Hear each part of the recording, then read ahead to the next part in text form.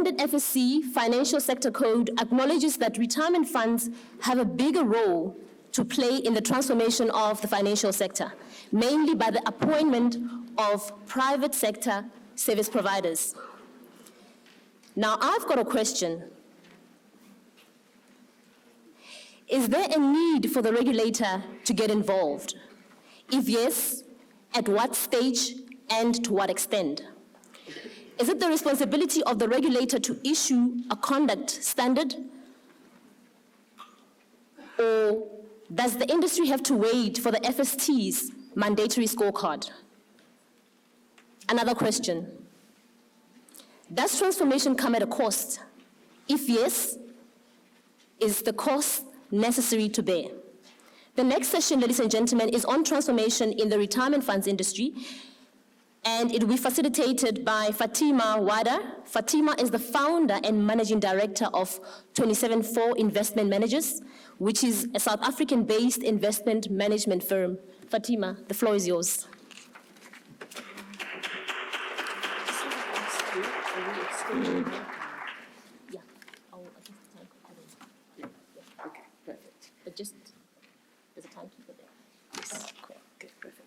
Good afternoon, everyone. I'm just making sure, given that we're running behind with time, whether our session is going to be constrained, but I'm told that no, we've got all the time that we scheduled for, so that's good news. One of our panelists, Mr. Campher, CEO of ASISA, will be leaving slightly earlier. He's got another meeting in Sandton, so happy for you to leave earlier. All right, so what I thought, this panel is going to be run very, very differently to what I've noticed was the previous panel. So we're going to have more of a discussion, an engagement session amongst the panelists.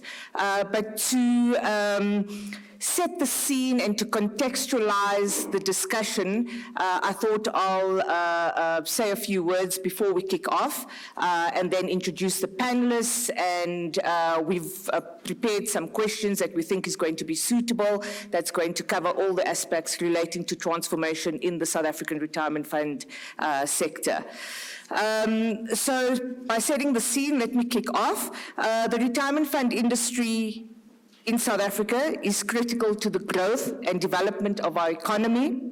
The sector plays an instrumental role in household consumption smoothing, asset accumulation, contributing to job creation, poverty reduction, and is fundamental to investment allocation. It is also a world-class industry, globally recognized for innovation. However, the structure of the sector remains extremely rigid in that the fruits of its success are not being shared by all. The sector is under increased scrutiny by both members and the regulator on its ability to deliver value for money, and that speaks to the session that we've just had, and its role in improving the lives of all South Africans. And that I saw there was an earlier panel relating to sustainable investing, so those are the two issues that were discussed this morning. There has been a number of policy interventions to make things right. The Financial Services Sector Code was gazetted in December 2017, and the Financial Sector Regulation Act came into play in 2017 as well. We expect that the regulatory and policy environment will continue to evolve in support of financial inclusion, and this was evidenced in the draft coffee bill, which was published in December 2018 and is expected to be tabled in Parliament quite soon. Also in 2017, the Standing Committee on Finance and the Portfolio Committee on Trade and Industry held public hearings on the transformation of the financial services sector. They were held in Parliament in 2017 in March and May, and subsequently those committees released a first report on the transformation of the financial services sector in November 2017. Most recently, the subject of prescribed assets has resurfaced. Prescription of assets was abolished 30 years ago after it was used to prop up government finances in the last days of the apartheid government. So the question is, why is the ANC looking at prescribed assets now? In a country that is so thirsty for capital, The financial sector is almost too juicy to resist. The savings pool alone is close to 8 trillion rands. The other driver towards the thinking of prescription is the very real disconnect we see in the industry between high-flying fund managers making hard-nosed investment decisions and the fact that many parts of South Africa are starved of investment. It has been said all too often that there is a first world and a third world South Africa, and it is this dichotomy that the investment industry must address if it is to stave off the worst of prescription. I don't think fear-mongering will also work in this market, so we need to also be very careful about how we address this issue. But here's a fact.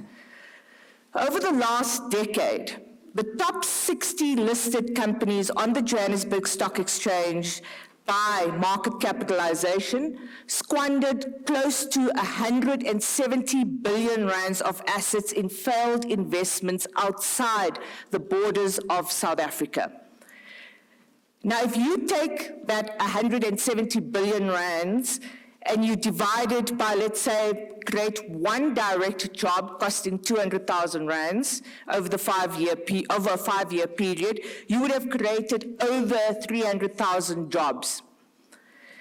Had this money been productively invested into our economy, the multiplier effect and contribution to economic growth would have been overwhelmingly positive, and the president of our country would not be going around globally looking for those assets when those assets were taken by South African pension funds, invested on the JSE, and invested in offshore failed enterprises.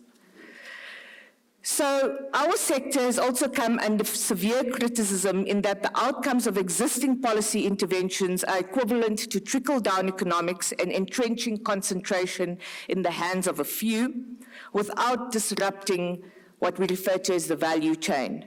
And that deracialization of our sector necessitates pressure and support at each of the links in the value chain. So no one can argue that the financial sector is a backbone industrial sector with strong growth-inducing downstream effects. This conference is being held during a period of overwhelming political and economic uncertainty when the opportunity to deal cohesively with our challenges is overshadowed by lots of noise and vested interests. To rise above this period of frustration requires an urgent and unwavering commitment to unity and just to make things right. It is against this backdrop that we're going to have this conversation today. So we've got lots of very difficult things to talk about in this panel. I'll kick off by introducing our panel, and then we'll address some of these concerns that I've spoken about.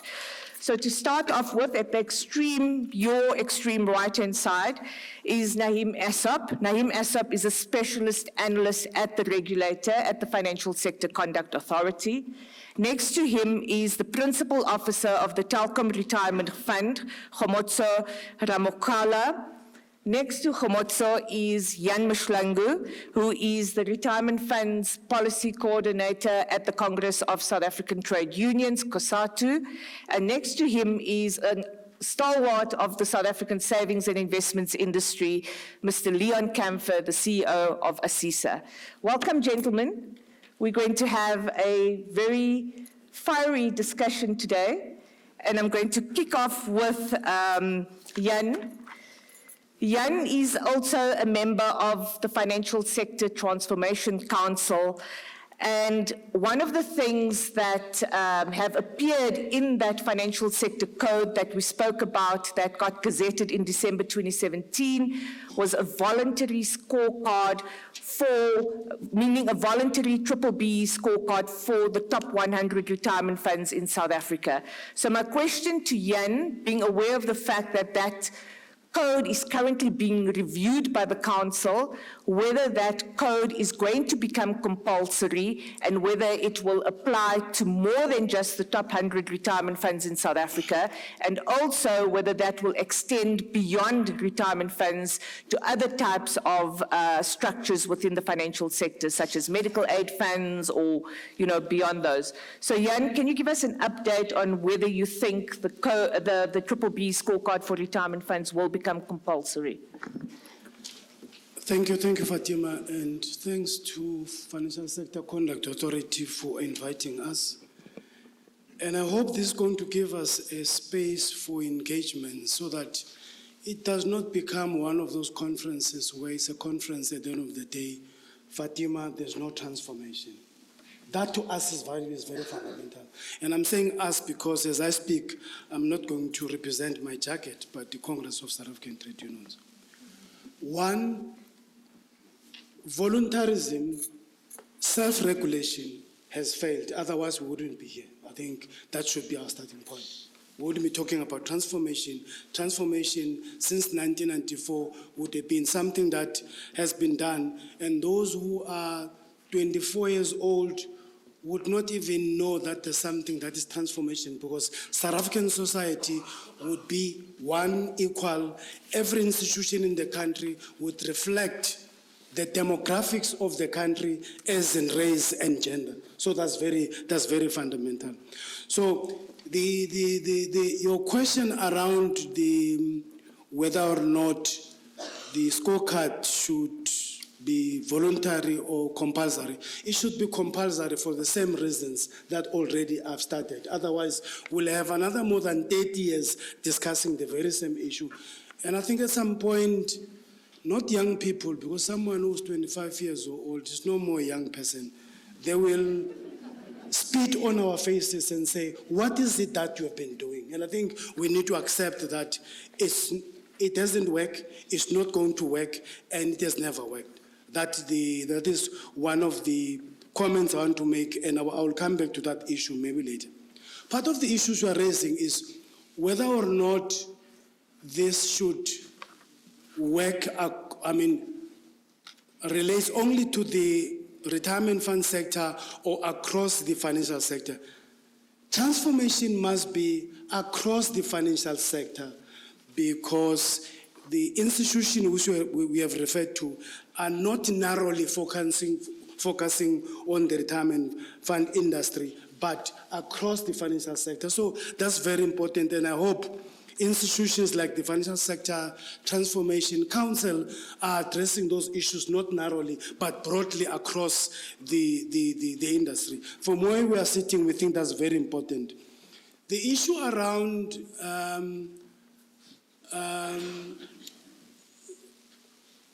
the issue around the 100 funds, we're not sure about that, because transformation must be across the industry, Fatima. Because once we talk about 100 funds, what about these more than 1,400 funds?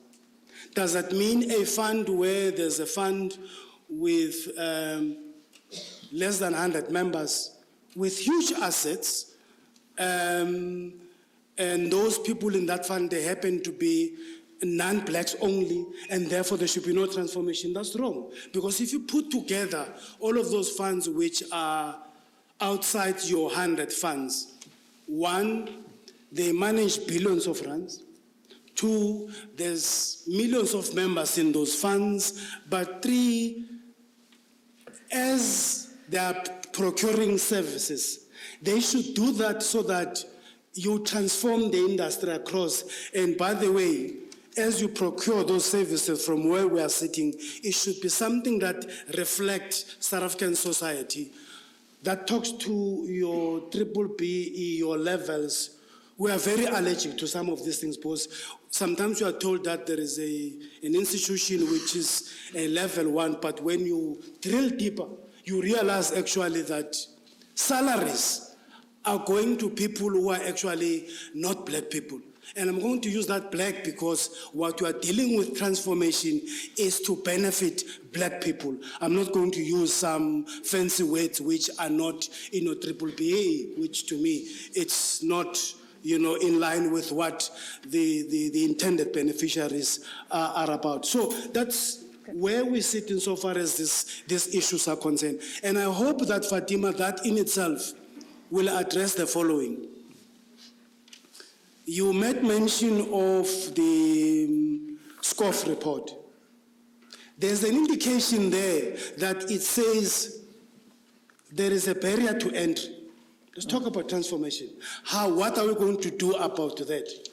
And I want to touch also on the issue raised by my comrade from the Financial Sector Conduct Authority, the commercial funds. Are we, for starters, Fatima, let me say the following, that if you go to COSATU submission to the Taylor Commission, which gave rise to the Taylor report, our position was very clear. We said we cannot afford a situation where we have 14,000 funds. Remember, we had 14,000 funds then. We said we must move these funds, consolidate them. But consolidating these funds into commercial funds, I think two reasons you are doing from where we're sitting. Are you doing this as part of what is in the SCOF report, that we are trying to block black entry, because that's what the report says, and we agree with the report? Two, are you doing that because you are making sure that the right, which was not given by the Financial Services Board, which was a struggle led by the Congress of South African Trade Unions and others, that is taken away? We are worried about that, but we agree that there must be consolidation. Jan, I'm going to come back to you. Okay. Sure. So you're going to get a lot of time to speak about SCOF and that. So in a nutshell, there's a lot of trustees here of retirement funds in South Africa, and they need to plan their policies. Are you saying to them that you believe the triple B scorecard is going to become compulsory?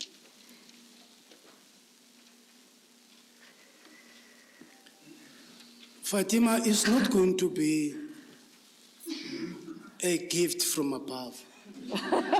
And I want to be frank and honest. We'll have to struggle, we'll have to engage and make sure that it becomes that. Okay. I can only say from where we are sitting, we think that's how it should be. Okay. But if you say to me, is it going to be like that?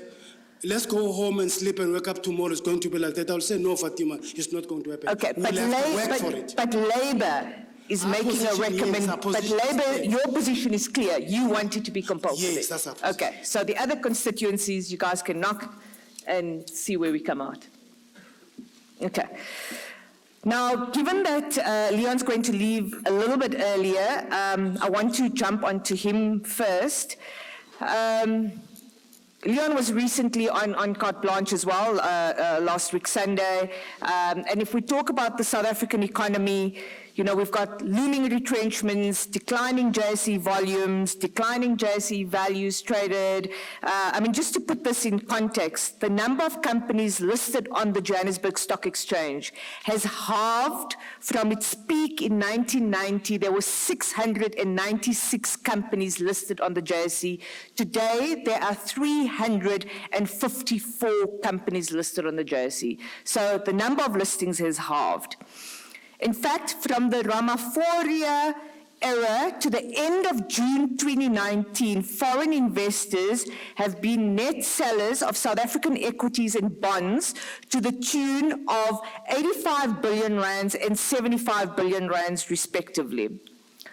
A lot of international companies wanting to set up shop or remain in South Africa say that triple BEE legislation is too onerous for them. So, Leon, tell us, do you believe that triple BEE legislation is keeping away foreign direct investment in our economy? Thanks, Fatima. Thanks for me being here. I'm standing in for somebody, that's why I have to leave early. I don't think BEE legislation is unique or that kind of legislation is unique to South Africa. I don't think there's anything wrong with it. You have that kind of social regulation legislation in many domiciles in the world. So what my plea is that it's become too complex in many ways. I've heard one of the previous panelists say that his mother can't read things. I've been in the industry 40 years. Some of these things confuse me. So I think our challenge is to be simple and effective. There's nothing wrong with BE legislation if the outcome is what it should be, which is transformational, etc.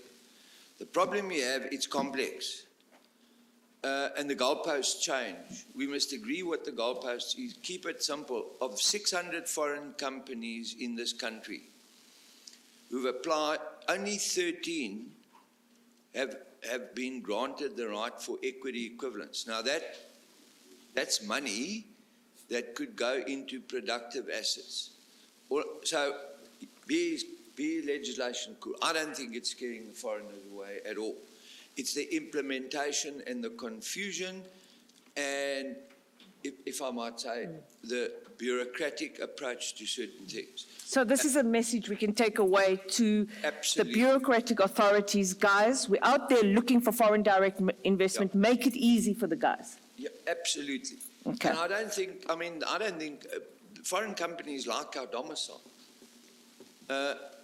The other thing, if I might, yes, sure. One more. I think, so I've looked at this now and, I'm kind of, so if I could go back and say when the new South Africa in 1994 started, it was like we on honeymoon, we married. And I think there was a problem there because I think business on each side thought this is business as usual. And everybody was euphoric. We're now in a situation in this country where, if I might use the analogy, the marriage is now seriously in trouble. Now we've got a couple of choices to make. We can cast blame to the private sector, to government, and my personal view is neither of those two constituencies have particularly covered themselves in glory in the last number of years. Or we can say, people, because we spoke about retirement and a better world to live in. So we better say to ourselves, okay guys, we're going to work together now. We're going to learn to trust one another and we've got to do things together for the country. And stop throwing stones because that could go on forever. And to make sure collectively we leave a better place for our children and their children. Thank you, Leon. I mean, Leon leaves us with a nice unifying message at the end of that. A lot has been said. Jan has raised an interesting point where we talk about self-regulation and voluntarily, and a lot of laws that come out say you should consider or we should recommend. So in the interventionist policy mechanisms put in place, there's the use of that sort of language. And that kind of language makes people shy away from actually implementing. So, which is going to take me to the regulator now and put the regulator on the spot and talk about, we talk about PF 130, where, we recommend that you consider BBBE legislation. We talk about Regulation 28 of the Pension Funds Act that says retirement funds should consider, using that word consider again, BBBE in its contracting of professional and other service providers. The draft coffee bill, the Conduct of Financial Institutions bill that have just come, that is out in draft form, talks about monitoring regulated entities for demonstration of compliance with BBBE legislation. It is proposed in that bill that financial institutions, as part of its governance processes, must put policies in place and must review those policies, etc. So we want to know from the regulator today, He said to me, don't be too hard on me, but I'm not going to be too hard. Clearly, you're very, very serious about transformation because it's coming out across all the directives, guidance notes, etc. that's coming out. So you're very, very serious that you want to see evidence of inclusionary progress. But can you tell us how you plan to monitor compliance with all this consider, recommendation, inclusion, etc.? Thank you, Fatima. So let me start by saying that we are definitely serious about transformation, and I think it's most evident in the fact that we are sitting here today at the inaugural conference of the retirement funds regulator, and one of the most important topics is transformation. So it's an important topic, and if you have regard to our regulatory strategy, which is published on our website, you will have noted that it is the foremost priority of the FSCA after building a new organization. So, insofar as legislation is concerned, I mean, the main legislation is the BBBE Act. And the BBBE Act says that South Africa's economy still excludes the vast majority of its people from ownership of productive assets and the possession of advanced skills. South Africa's economy performs below its potential because of the low level of income earned and generated by the majority of its people.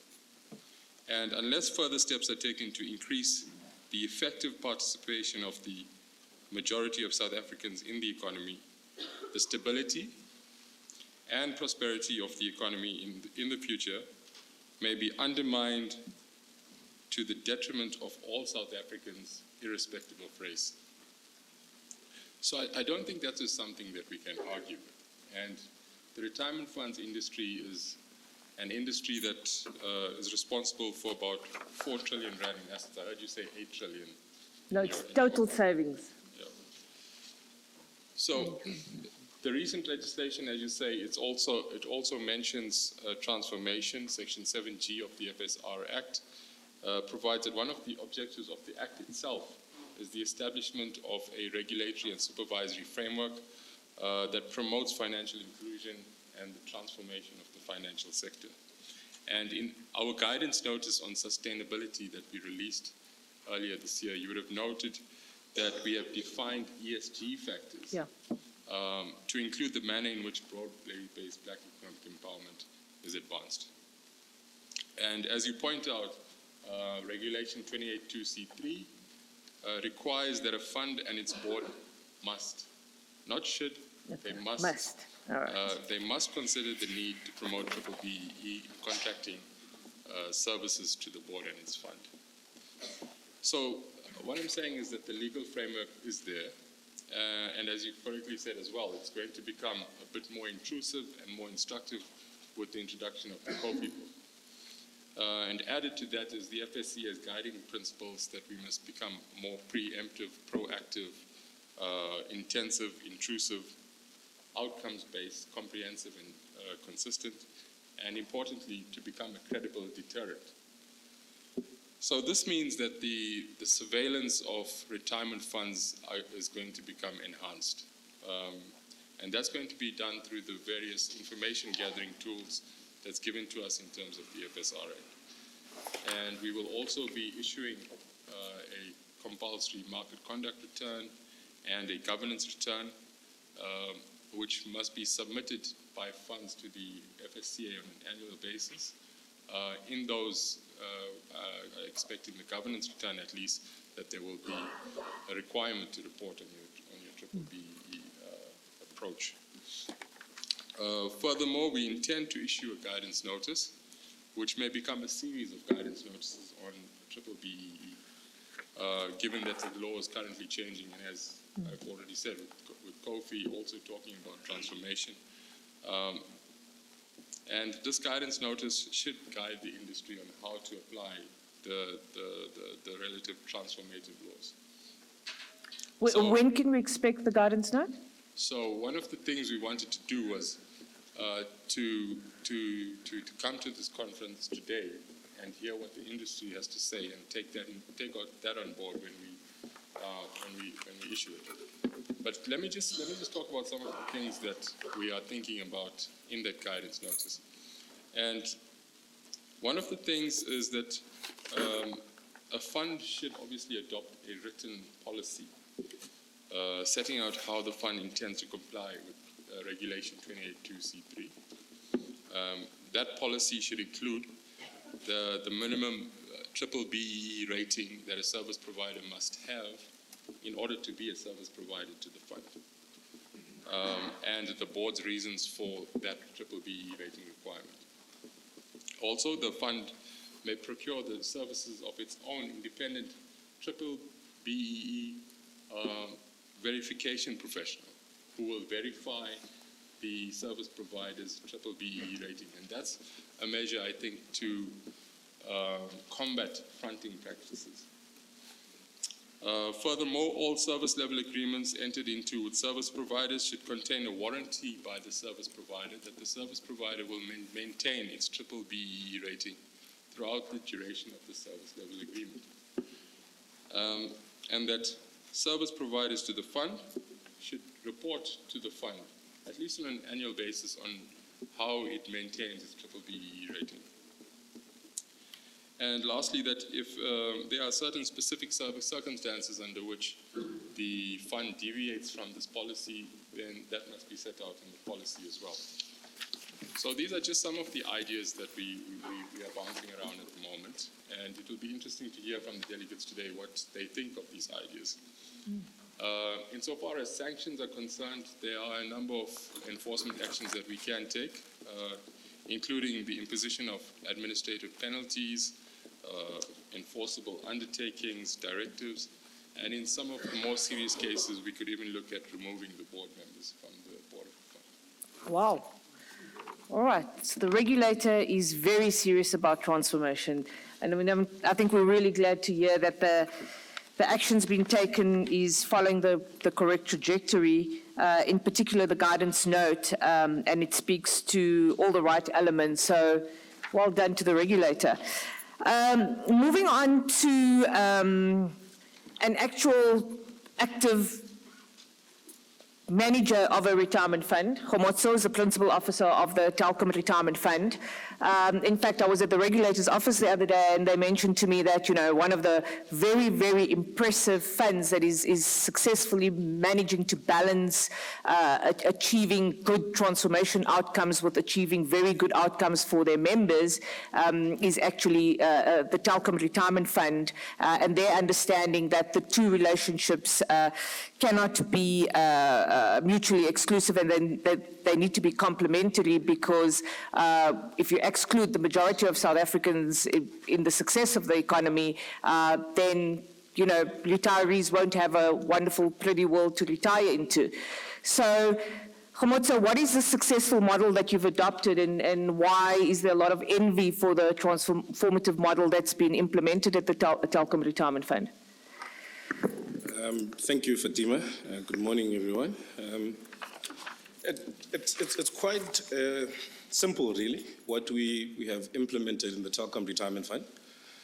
And to my well-seasoned comrade to my right here, you will be pleased to know that I'm not close to the 25 you said. I'm about 4 decades in.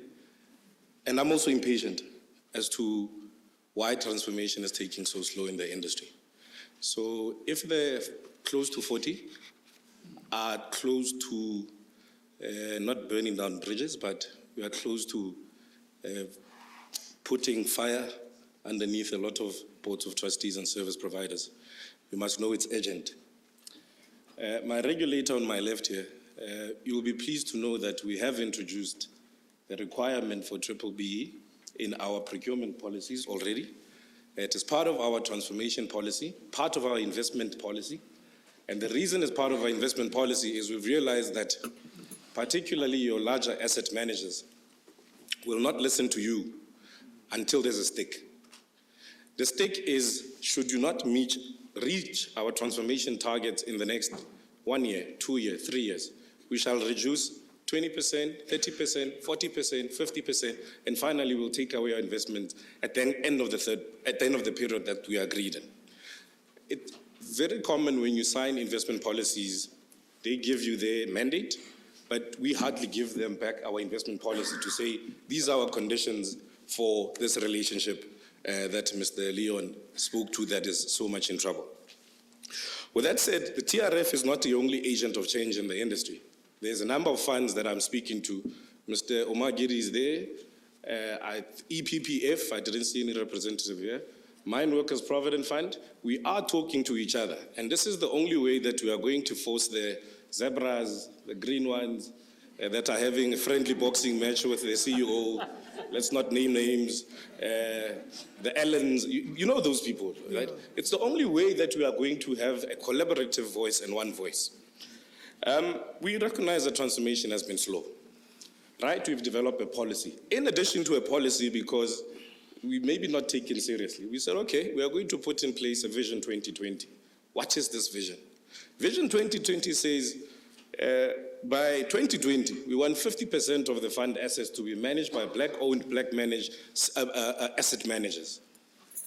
I want to repeat that. Black-owned, Black-managed asset managers. Actually, I don't like the word managers, service providers. You heard they do not generate alpha. They simply take our money and hope they grow our money. So they're just service providers. The rest lies with us. What the regulator will also appreciate, Mr. Makuyela, is that with our investment, we are not only focusing on the traditional equities. We want to develop talent in private equity, hedge funds, and global. To back it up, to back up what I'm saying, we've already allocated to develop that talent, to increase competition in the industry. And I'm proud to say that, you know, there's history now that Black managers can perform just as well as the big boys. There's history now. And it's through funds like this that there's more than 40 to 43 Black asset managers in the country. Then tell me, why can we not have Black portfolio managers at that other company with 4 people running billions of rands, when we've created 40 Black portfolio managers? Does silence mean I'm scaring you, or?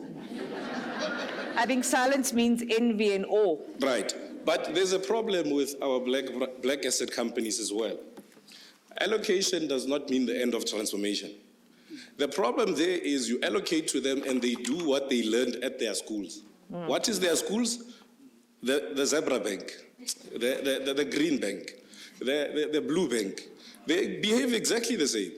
There's been a couple of implosions in the last couple of years. Let's not name them. But they both start with the first alphabet. We know them. There were a couple of billions and they imploded. Why are they imploding? Who's your shareholding? Who are you allocating your shares to? Are you sharing the fruits of your labor as a team? So we also need to step in from time to time. Yeah. And we did that. From the other one who started the alphabet, we removed all our investment. We said, sort out your governance structure. You can't have a Saudi Motswaneng managing our pension funds.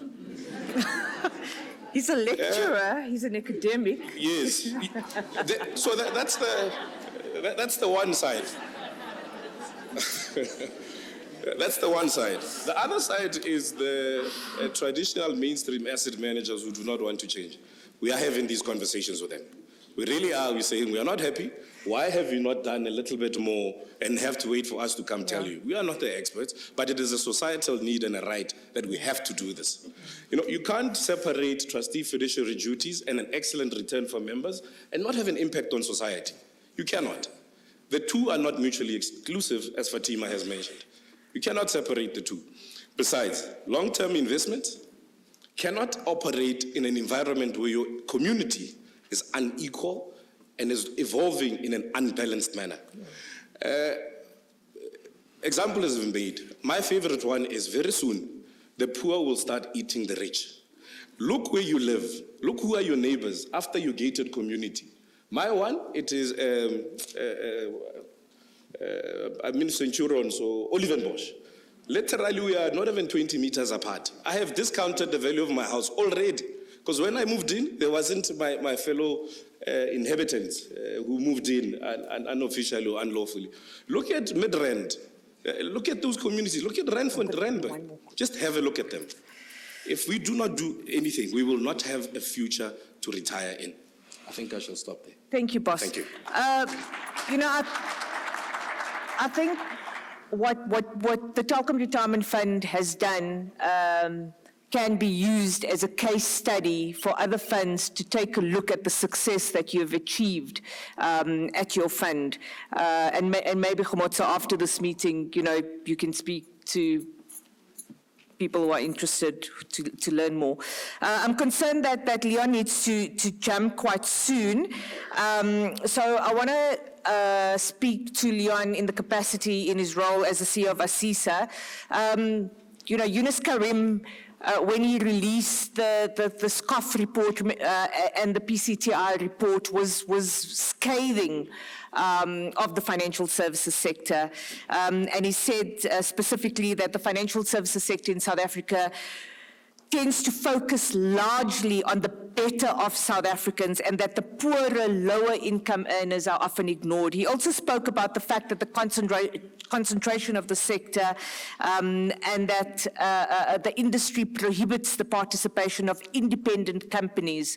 And so I wanted to pose what Yunus had raised and those two committees had raised in the PCTI report and the SCOF report and find out from him if ASISA reviewed this report and what mechanisms ASISA is putting in place to deal with these challenges that those committees from Parliament had raised. Thanks, Fatima. In terms of that, I think maybe if I could start an introductory remark, which means complexity does not actually equal innovation. In actual fact, simplicity with a good outcome is more innovative. Now to come back to that, I mean, I can't speak for the banks, I can speak for the ASISA, not for them, on behalf of them, the ASISA members. A lot of really good work has been done in basic access products. We kind of cover your traditional life assurance, funeral, etc. Before I get to the next bit, it is also a common cause to know that most people know more about debt, banks and micro-lenders than they know about investment. It's a fact, not just here, worldwide. So in the context of that, to the credit of our members, we launched, which Alana is aware of, the ASISA Foundation, which has got an independent board of trustees, one of them, when he comes to meetings. Which target is consumer financial literacy for the marginalised and the poor. The ASISA members plus others fund it and run programs on consumer financial literacy in rural township areas all over the place, to young students at TVET colleges, to in actual fact start dealing with, to understand what's out there, what budgets are, etc. And we use really the most wonderful people who can speak all 11 languages and can convert dry presentations, lectures into things like industrial theatre, etc. And we do independent M&E. So it's steps in the right direction in that space. 3 years going have reached 39,000 people. Jan will know that we did a really big program with the NUM on WageWise, etc. Okay, so that's the step. Is that enough? No, we've got to go more. Then in terms of financial products, I'm now not talking about basic life assurance. Our challenge as an industry is to simplify things, to make it more readily available. And I'm sure there are a lot smarter people in the room here than me that can say is innovative tech and stuff like that can lead us in that way. I come back to what I said. Complexity is not necessarily innovation. Jan wants to add to that. Fatima, thank you very much. Before Leon dash out of the room, Leon, I want us to agree, going back to the BBBE, that it should be simplified. I agree with you. But I think let's also agree that it should be capacitated so that it can make sure that it drills and make sure that there's transformation. Can we agree on that before you run? I think it's very fundamental. Because otherwise there is going to be another piece of paper. Naheem, I appreciate in particular, agree with you because he wants to go. to the extent that you're saying funds will be allowed even to appoint their own verification agencies to make sure that you know what they are presented to, it's correct. And I think the reality is going to be how in your surveillance are you making sure that there's proper monitoring, and I think there's good work there, and I think we should acknowledge and appreciate that. However, Leon, I think the SCOF report raises a number of recommendations, one of which I've raised earlier on. What are we doing? What are we going to do? But instead of posing a question, we are going to propose to the current chairperson of SCOF and say, Chief, can you call a second round of hearings so that we can go back and say, if these were your recommendations last time, where are we, all of us, and take responsibility? We think that that's very important. Otherwise, we're going to have these talks which as we move. Which takes me to my next question to you regarding what happened to that report, because it was taken to NADLAC, and at NADLAC, which you represent, Kgomotso, what happened to that report? But before we get there, Leon wants to say a few words before he leaves, so I'm going to come back to you now. So, Jan, I agree with you, but if we have these debates, let's have balanced debates. You know, I heard about the blue and the green. Those institutions have been around for a long time. They do a lot of good stuff, 300, 400 billion off the patient capital of balance sheets into urban regeneration, all of that. If we talk about things, let's just have a balanced debate. The other thing I want to know, there's been a lot of talk about prescribed assets and all of that, and assets going into the real economy. We hear that. You can prescribe up the yin-yang. If you don't have properly prepared projects on infrastructure, the money won't go anywhere. So there must be a collaborative effort between GTAC, where we're working, our members and the banks, the DBSA, on a massive, massive infrastructure unit with old hand skills, so we can properly project prepare. We can roll out projects where retirement fund money, other savings money can be deployed properly. That's been sadly lacking, and I think we all bear responsibility. Historically, what happened? Eskom would do infrastructure development on energy. All of us, okay, we'll just buy Eskom bonds. RSA bonds were issued. There's nothing wrong with that, provided that money goes into productive assets. We all know it didn't. So now we've got to move away from that and collectively have massive infrastructure projects that will create jobs, which gives you blended finance from the President's allocation within GTAC on infrastructure, DBSA, and private sector capital into water sanitation, energy, broadband, massive student housing on campus. Thank you. Thank you, Leon. Thank you for joining us. Travel safely. Jan, coming back to you, very important. So, Yes. thanks. Leon will listen to me while he's walking out. I think, Leon, it's important that let's have a balanced debate, but transformation is transformation. Let's not, when we're raising issues, we must be brutal about issues. For as long as we're not insulting, but let's be brutal, and that is balance. So we need to agree on that. Because then we're not going to hide issues and not raise them frankly and brutally, because it's not balanced, because that's an issue.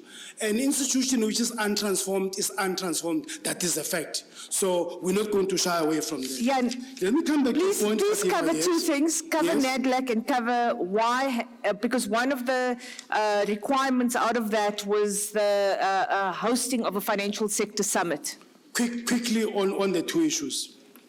I said the chairperson of the committee must convene us and say, where are we insofar as this issue is concerned? My understanding, Fatima, is that not only the issue was taken to NATLEC, but also is part of the engagements in the financial sector transformation council as part of your review process. Remember, there's a lot of work there, and that was, for the lack of better word, transferred into that work, and it's taking place there, and it is continuing. Remember, as different social partners, there are issues which were raised about ourselves, but there are issues which are collective, and we'll have to deal with them. Secondly, with regard to the NATLEC report, the two reports are part of the engagements within the financial sector transformation council, as I understand, because as Labour, yes, each time we engage, we have put the two reports in front of us and say, unless we engage based on these two reports, we are missing the points. We're just wasting time, and we're not addressing real issues. And lastly, Kgomotso, I agree with you, members of retirement funds live within their society. They don't live somewhere at the Jersey or somewhere in big, beautiful malls. They live in their society.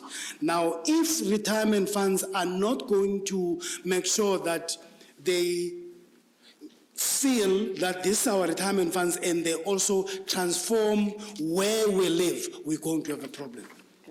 All right, I want to thank you for that, Jan, for providing clarity, and we hope that the activities of NATLEC actually move in the direction of hosting the Financial Sector Summit.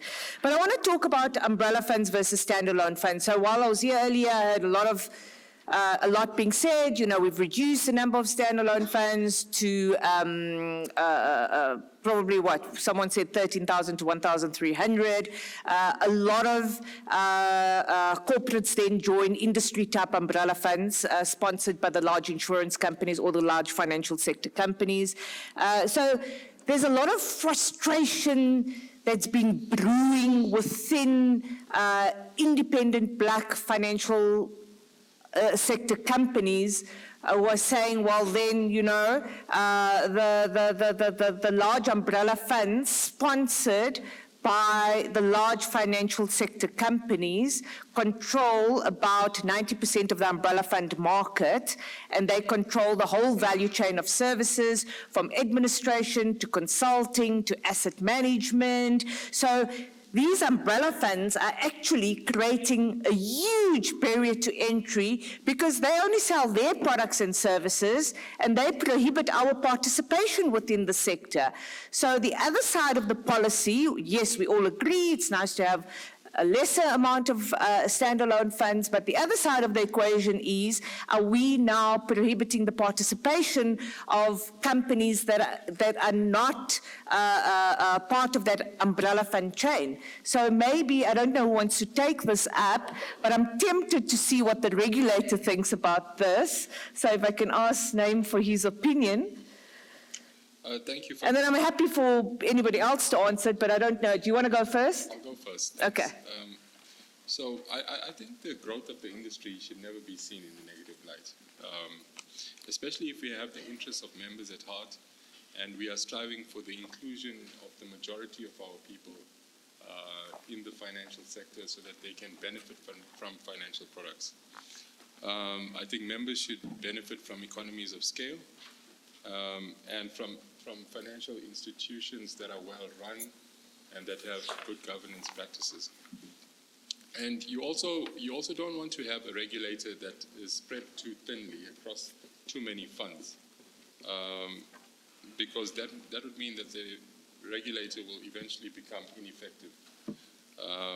And neither do you want to compensate for that by increasing the cost of regulation so high that it's unsustainable. So what I would say is that if the transformative legislation is implemented properly and is taken seriously by the industry, then there should be no threat to black-owned companies. In fact, the converse is true. It's the companies that are not complying with BBBE that should feel the threat. And so I would say we should focus on what is in the best interest of members. We should promote literacy around the transformative legislation, especially with retirement fund trustees. And lastly, we should be competitive in providing our services to those funds. Jan, what's your view on umbrella funds providing the full range of services and leaving independent black-owned companies outside of that? Surely, Fatima, one-stop shop in a corporate umbrella fund, it's then true that is a barrier to entry for black firms, and I think there can be no debate around that. Okay. And there's no, I don't have to be a rocket scientist to understand that. But I think the issue is,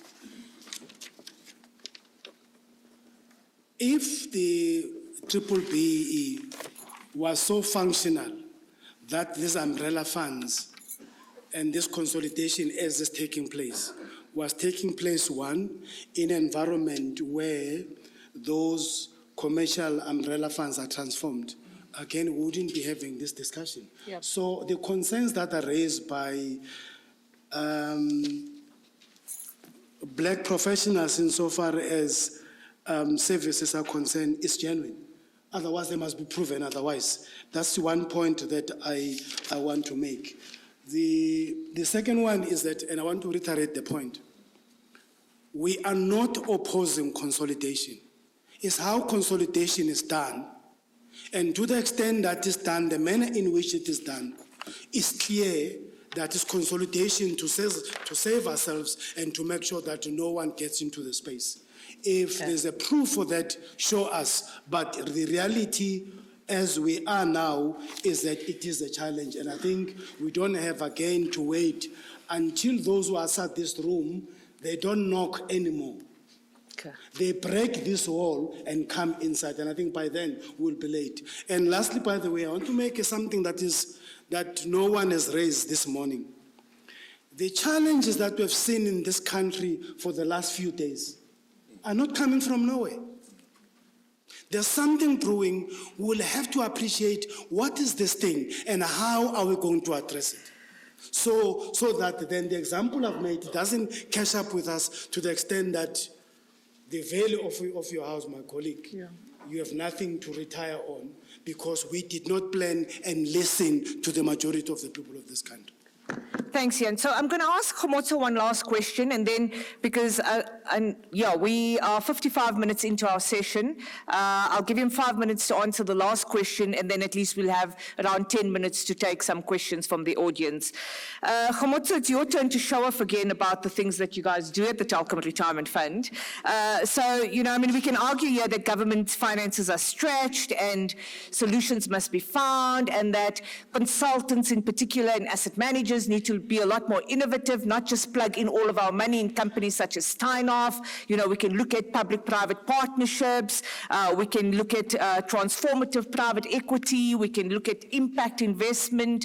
And this public-private partnerships working together with government in creating jobs and uplifting the economy as opposed to going and investing in just vanilla type of instruments and investments domestically or globally. And the Telkom Retirement Fund has done something very special. They've recently invested in an initiative by National Treasury. So National Treasury allocated money to what we refer to as the Jobs Fund to uplift the economy, create jobs, and they basically allocate capital as a first loss tranche to crowd in other investors. So they act as a first loss tranche and they take a bit of a cut in terms of investment returns, but they crowd in retirement fund capital and other external capital who benefit from the first loss tranche and the enhancement of potential investment returns. And they've invested in this initiative that could potentially create quite a bit of jobs in the economy and deliver investment returns north of 20% annualized over a long-term period. And in an environment that is low growth, where there's no investment returns coming from the listed markets, no double-digit returns in sight for the past, 7 years, these type of innovative projects that can give you returns north of 20%, but also uplift the economy is quite rewarding for retirement fund investors. So I'd like Kgomotso to just talk a little bit about this and show off again about the type of activities this fund has particularly engaged in recently. Thanks, Fatima. I think you put me on the spot about showing off. It's not showing off. I think the Treasury, first of all, must be commended. Hats off to the Treasury for bringing such a fund to the market. This is what we want to see. The last 10 years has proven that traditional asset classes is not the answer. It's difficult now saying to members that the long term is 10 years. Now I think long term is 15, 20 years, because markets are really not performing. So you need to look elsewhere to say, where do we get our returns? As an asset owner, as custodian, it was very disappointing to hear, I think it was Nathan who said, cash has beat active and passive in the last 5 years. Why then do we justify asset service providers? And on top of that, you have negative returns and you are paying performance fees for being less negative. Surely the conversation needs to change, because the member has a double whammy effect. Okay, what do I mean? Look at your benefit statement at the beginning of the year, look at your benefit statement at the end of the year, subtract your contributions, and then go ask your fund, why are you paying performance fees when my benefit has reduced and you are paying performance fees? Okay, just have that discussion. What the Job Fund really does is, I won't touch on the first loss tranche, you've already discussed that. We basically plan to invest in about 6 or 8 black-owned private equity managers, who will then look at about 40 to 60 mid-market companies that they will invest in. So this is now direct investment into the economy. This is what we want to see. You know, this might alleviate the fighting that we are seeing in our city centers. As Mr. Mahlangu has said, it comes from somewhere. You know? Are we at Arab Spring level? I don't know, but it can happen. And what we initially hope to see is the creation of about 3,000 to 4,000 direct jobs. Okay, and I think that's phenomenal. Yeah. Given the current environment we are in, I think this debate has been very lively. I would rather give more time to the audience to engage. Yeah. Thanks, Fatima. I particularly like that, because, you know, you're getting your investment returns, you're getting the job creation, and you're supporting the black private equity market, which is, and the other side of the economy, outside those 300 listed companies that you know, are not really giving you investment returns at the moment. So what we can do is, we can open up to the audience. I'm going to take 3 questions, but no sermons, because last round, in the previous session, we got speeches from the people who ask questions. So we don't want any speeches. You've got to be short and sharp, and you've got to ask your questions so we can get more people who can ask questions. We have to give it to the boss. So, I mean, how can we not give the boss the first question? Olano, what's your question? Go ahead. Thank you, Fatima. So to Comrade Mahlangu, I mean, I hear you on the consolidation issue. But as part of exchanging ideas, what would you suggest as a model for consolidation? Because at least we have given you our view, so it will help just to get a sense from your side how you think consolidation can be best achieved.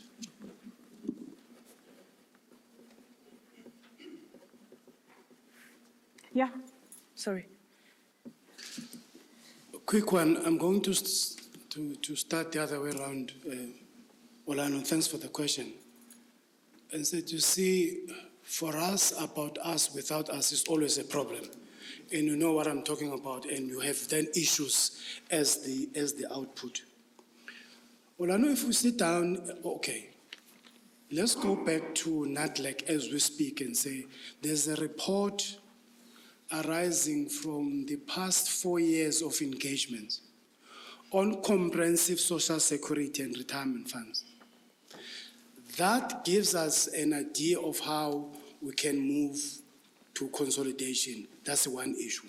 But secondly, we'll have to engage on the basis that there are certain rights, there are certain issues which were fought for, and as we move to consolidation, can we in principle agree that how many funds are we going to create? And where are going to be these funds? Because I'm going to borrow a word used by my colleague next to me, which was making some people uncomfortable, but anyway, I'm borrowing your word. It can't then be something that is driven by the green or blue. We'll have to agree where that is going. If it is a sector, it's a commercial sector, let's agree that there will be one fund for the commercial sector. We agree the modalities insofar as the procurement of services, Fatima, and then that's very clear. Then all of us who are participating and we are thinking that way, no one is going to think that, but this that is done in our name is not for us, but it's for commercial reasons. That would be my simplest response. Okay. So National Social Security Fund, like the NHI, eventually NSSF, Yes. and there's a white paper that's out by the Department of Social Development, and that's being debated at NADLAC. So look at that. Okay. Kati, I'm going to go for the lady first, okay? Okay. Good afternoon. My name is Stella Sikita. I come from the Department of Trade and Industry. Mine is not a question. Mine is more on information sharing regarding the complexity, the confusion on the BEE Act. If we all visit or anyone is experiencing confusion or difficulty in implementing the BEE Act, I just wanted to share that they do offer advisory opinion, and you can get more information on the procedure for requesting a non-binding advisory opinion on their website. It has been issued in terms of the explanatory notice 1 of 2016. In fact, in terms of section 13F3B of the BEE Act 53 of 2003 as amended by Act 46 of 2013, the BEE Commission is required to increase knowledge on the nature and dynamics and promotion of public awareness on the matters relating to the BEE. So people can visit the website, request the advisory opinion, which takes 30 days to be given. They can even visit the office. More on this, please just visit the BEE Act. Thank you. Thank you, DTI. Thank you for clarifying that. I think where a lot of the challenges lie is post, trying to have the conversation with sometimes government, etc. Kati? Yeah, I just want to take the opportunity to say that from the transformational aspect for the regulator and policymaker, what is happening now is an endorsement of the sentiment coming from the table. And that is, the new narrative is you get risk, return, and impact. So all of the people are active pensioners today. It's a fact that it's majority Black and African that are looking for an impact that's changing the quality of lives. So if you subscribe to that narrative, then you'll do the right investments and you'll also change in terms of the country's perspective going forward. But what I wanted to ask the regulator, I did send a question in, but amongst it, it was a comment also. I just wanted to know that when we're talking impact investing, when we're talking infrastructural development, and when you look at Regulation 28 today as it stands, both hedge funds and private equity is limited to 15%. So I just want to know from the regulator, are they taking cognizance of the fact that when you talk triple Ps and infrastructural development, whether that will be a limiting factor and does it warrant a review? I speak from ignorance because I don't know whether the 10% in total is being utilized in terms of investment. Thanks, Kati. I think your question is the prescriptive limits around asset classes in Regulation 28 going to be reviewed anytime soon?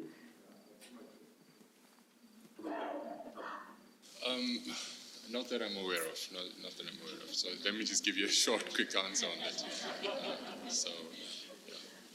Okay, well, I think there's appetite to be reviewed, but I'm going to give, Stephen Smith is actually on the council for, at NADLAC, on the National Social Security Council. So I think, Stephen, you've got a question or you've got a comment?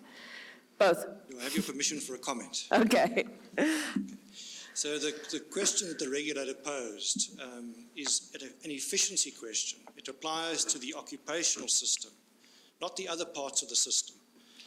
And the answer relates to value for money that a member gets by expending a rand in terms of getting a service in the fund.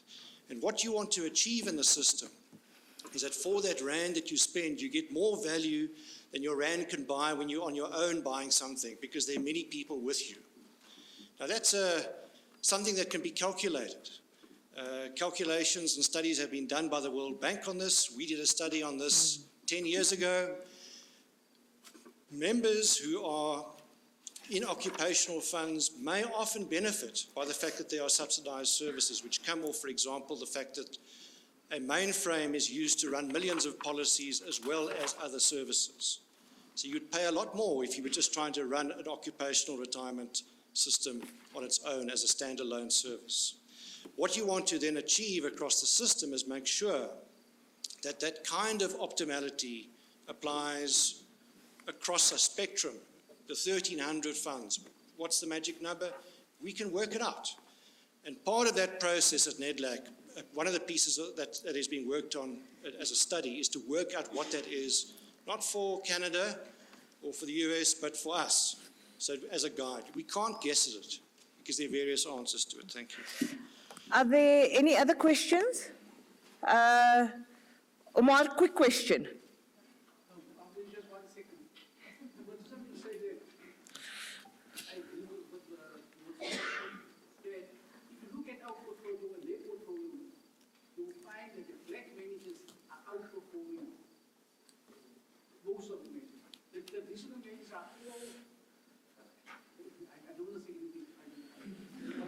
Well, I mean, competition is good, right? I mean, what you're saying is competition is good, and when you've got competition, you can bring down costs, you've got choice, you've got everything that comes with good competition. Those who have not got those regulations and didn't appoint managers, you don't need regulation. The fact is that they are outperforming these managers. Okay. In your portfolio.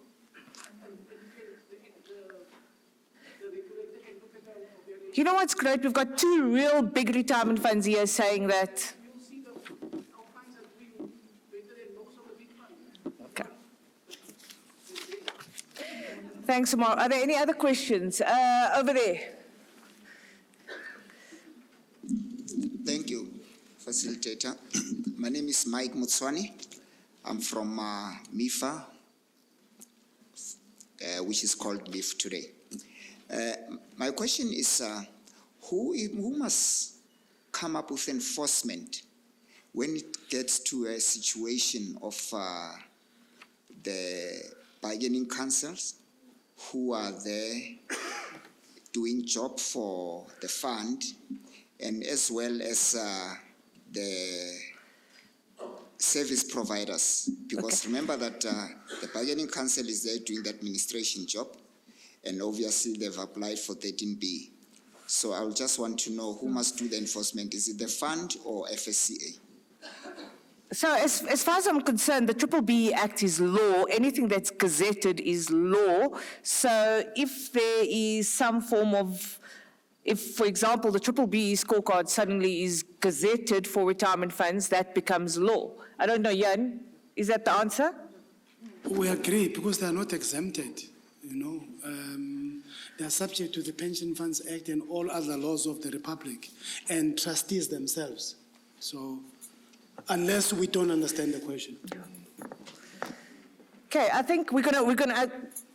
I'm standing between you and your very empty stomach, so we're going to try and go on to lunch. But I just want to end off by saying, you know, what we clearly demonstrated here today is that as South Africans, we can have the really, really hard discussions. We have polarized views from labor, from the private sector, from retirement funds, but we can sit down and have constructive discussions to deal with a lot of our challenges. The key takeaways from the session was, one, you know, we need to move away from kind of self-regulation and voluntary, because those type of interventions has not worked. We're super excited about the regulator and this BBB guidance note. I think it will also provide an opportunity for the industry to comment on the guidance note and to eventually perfect it and get something that is really going to work in our industry. So, you know, we look forward to that, and I think we're going to hold Naheem accountable on publishing this guidance note quite soon.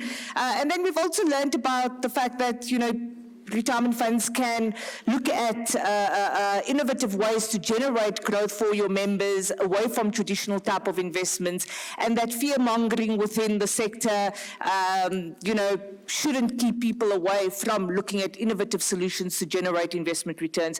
Thank you very much. Enjoy your lunch, and we are all around to talk to you later on.